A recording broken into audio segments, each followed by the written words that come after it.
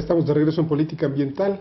El objetivo que persigue la sustentabilidad en el caso de una ciudad es brindar a sus habitantes una mejor calidad de vida, beneficiando con ello también a los turistas y, por supuesto, al medio ambiente.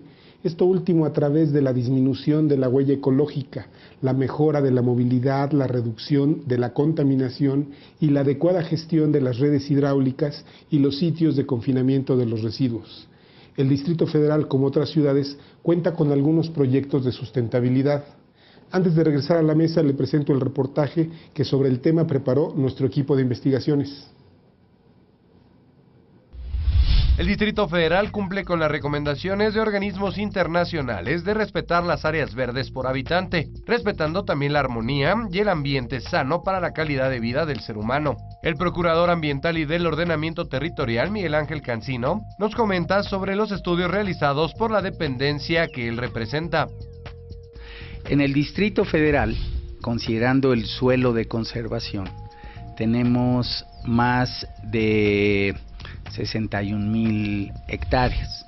Esto es considerando la parte verde, yo te diría, la parte del sur del Distrito Federal, incluida su zona urbana. La Organización Mundial de la Salud afirma que el promedio adecuado de superficie de área verde por habitante es de entre 9 y 11 metros cuadrados. Los últimos estudios realizados en el 2009, cada habitante de la Ciudad de México gozaba de más de 14 metros cuadrados, contemplando el uso de suelo de conservación, o 10 metros cuadrados hablando solo de la zona urbana. Como el mínimo, digamos, indispensable para que se pueda tener una calidad de vida adecuada o contribuir en ese tema. En la Ciudad de México cumplimos con ese parámetro. Desafortunadamente, si se hace el análisis a nivel delegacional, se descubre que la distribución de áreas verdes es desigual, pues delegaciones como Tláhuac, Iztapalapa e Iztacalco presentan índices por debajo de la cifra recomendada. Sin embargo, también hay que decirlo, no es equitativa la distribución de áreas verdes en nuestra ciudad. Está muy claro que en el poniente, delegaciones como Coajimalpa, como Tlalpan, delegaciones como Miguel Hidalgo, pues tienen muchas áreas verdes. Ahí superamos el indicador de la Organización Mundial de la Salud. Las delegaciones que más cuentan con metros cuadrados de áreas verdes por habitante son Miguel Hidalgo, Tlalpan y Álvaro Obregón. Vale la pena mencionar que estas dos últimas son las que más asentamientos irregulares presentan. Reportó Fernando Vargas.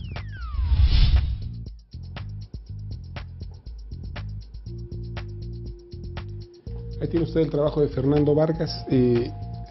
A ver, Juan Carlos, yo te preguntaría, tomando lo que acabamos de ver, lo que acabamos de escuchar, ¿en qué condiciones está la normatividad del Distrito Federal en relación a la construcción sustentable? ¿Cómo estamos hoy en ese tema? ¿Qué tanto hemos avanzado? Porque bueno, se presume que tenemos muchos edificios verdes, inteligentes y quién sabe cuántas cosas más.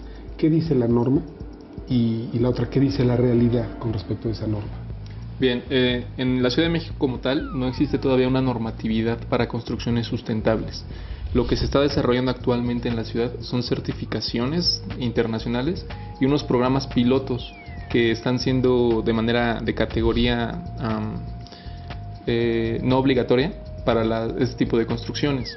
Tenemos diferentes construcciones, pero en esfuerzos muy aislados dentro de la ciudad, en zonas muy específicas, donde realmente tiene beneficios, pero beneficios únicamente al momento de hacer la operación del proyecto.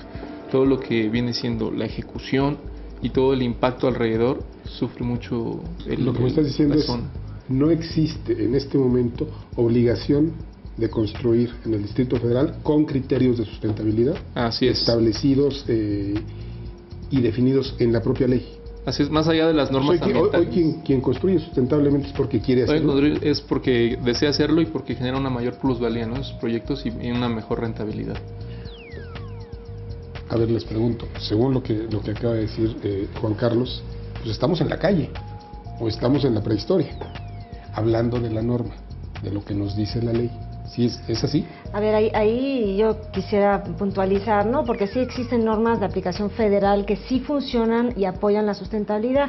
Hace años la CONAE, entonces la CONUE actualmente, propició normas de aplicación nacional, sobre todo en edificios federales.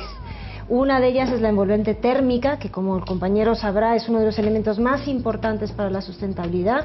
En muchas de las partes de nuestro país, sobre todo en los lugares donde hay climas extremosos, en la Ciudad de México es un poquito menos relevante, y también hay una normatividad federal para los edificios federales en cuanto a iluminación. Es obligatorio que los edificios federales tengan por lo menos lámparas ahorradoras de energía. Actualmente están empezando a cambiarlas por LED también. Entonces, bueno, eso fue un pequeño programa piloto que se hizo hace años que pero es una norma federal es una norma federal y es obligatorio para edificios federales. El problema es que solo aplica a construcciones federales. A edificios federales. Así es. Vamos, finalmente vamos a dejar fuera los edificios federales y vamos a la realidad de la ciudad. Yo creo que el 99.5% de lo que hay en esta ciudad, el 99.8%, no son edificios federales, por lo tanto esa norma no les aplica. Vamos, ahí hay algo. Pero en términos generales, para la construcción, para el gremio de los arquitectos, no hay obligación de desarrollar proyectos siguiendo criterios de sustentabilidad, a menos que vayan a construir un edificio federal. Obligatoriedad no, pero hay apoyos. O sea, por ejemplo, hay incentivos, hay aumentos de densidades para ciertas edificaciones, en ciertas delegaciones, si hay recuperaciones de agua de lluvia, por ejemplo. O sea, se han empezado a hacer cosas. Ese punto, a ver, vamos a hablar de sus incentivos, ya que no hay obligaciones. Recuperación de aguas pluviales. Sí. ¿Qué gana alguien que construye y que tome en cuenta, no sé, a lo mejor una cisterna para aguas pluviales y la coloca la hace parte del proyecto? ¿Qué gana el desarrollador inmobiliario que le entra a eso?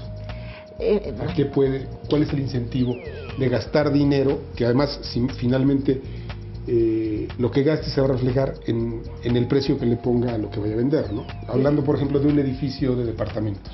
Mi experiencia en este sector, por ejemplo, ha sido muy interesante desde mi punto de vista como arquitecta, ya no tanto como urbanista. A mí, por ejemplo, el caso de la recuperación de aguas pluviales, a mí me gusta inyectarlas a acuíferos, no me gusta el retenerlas, sobre todo en la Ciudad de México, porque hay un tema de 6 meses de lluvia, 6 meses no, y entonces hay que tratarlas, estas aguas que guardamos. Entonces lo que yo hago es inyectarlas a acuíferos, que realmente es muy barato de hacer. O sea, un pozo de absorción es una cosa muy barata. ¿Qué pasa en algunas delegaciones? Que esta inyección a acuífero, que es muy barata y muy eficiente, me permite un nivel de construcción más. Con lo cual, a mí como constructora me favorece muchísimo. Lo que no me favorece es hacer dobles y triples instalaciones, como muchos de mis compañeros han hecho en algunos de sus proyectos.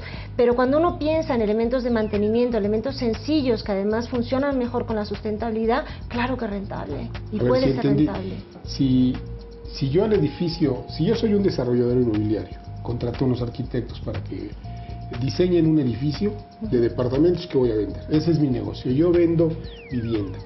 ¿Sí? Soy un viviendero, como les dicen ahora, ¿no? Esos que están en crisis, además.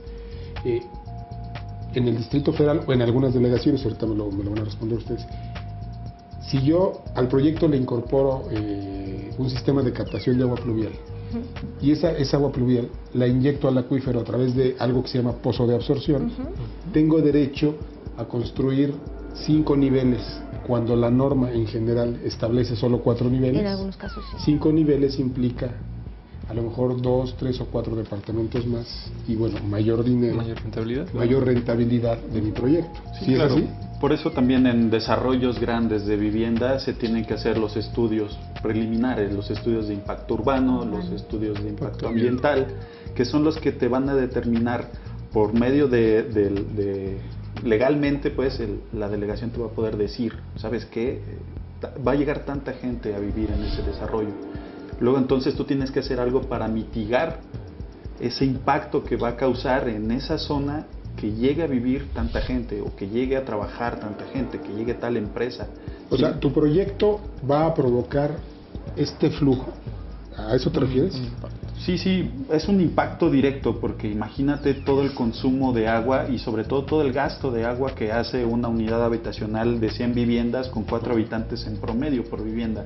O sea, 400 personas al mismo tiempo. Eso implica más agua, más automóviles, más energía eléctrica. Entonces, para la ciudad en general implica un gasto muchísimo mayor, tener que traer mucho más agua a la ciudad, tener que pavimentar mucho más las calles porque va a haber mucho más tránsito de gente. Entonces, todas esas cuestiones que tú hagas para mitigar el impacto que tenga un cierto proyecto, un cierto desarrollo, obviamente la delegación o la instancia pertinente te dice, bueno, tú me das y yo también te doy, yo también ofrezco algo a cambio, ¿no?